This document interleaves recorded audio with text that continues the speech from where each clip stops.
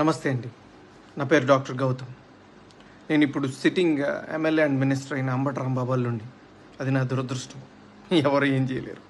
But ఈ video చేయాలా లేదా అని నేను చాలాసార్లు ఆలోచించి చేయటం నా బాధ్యత అని అనుకున్న తర్వాత నేను ఈ వీడియో చేస్తున్నాను. అంబటి రాంబాబు అంత నీచుడు, నికృష్టుడు, దరిద్రుడు, శవాల మీద పేలాలు ఏరుకునే రకాన్ని నేను నా జీవితంలో చూడలేదు. రోజు పొద్దున్నే దండం పెట్టుకునేటప్పుడు ఇంతటి నీచుడిని ఇంకొకసారి నా లైఫ్లో ఇంట్రడ్యూస్ చేయకు స్వామి అని ఎప్పుడు కోరుకుంటూ దండం పెట్టుకుంటుంటా.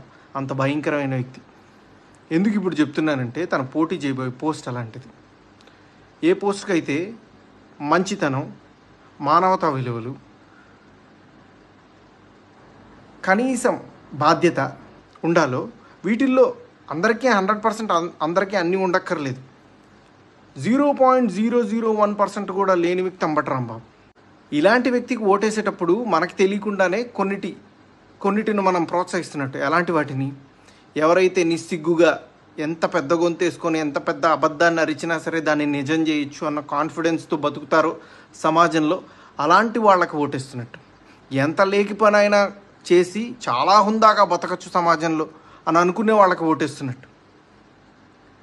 ఏదైనా చేసి సిగ్గు లేకుండా సిగ్గులేని తనాన్ని ప్రోత్సహించవచ్చు అని అనుకునే వాళ్ళకి మనం ఓటేస్తున్నట్టు. ఇలాంటి వాళ్ళకి ఓటేస్తే ఇవే సమాజం యొక్క తలరాతలాగా మారి రేపు సమాజం కూడా ఇలానే తయారవుతుంది. దీన్ని ప్రజలు గమనించి సరైన ఓటుతో, సరైన బాధ్యతతో ఓటేసి సరిగ్గా నాయకుడిని ఎంచుకుంటారని ఆశిస్తూ నమస్తే.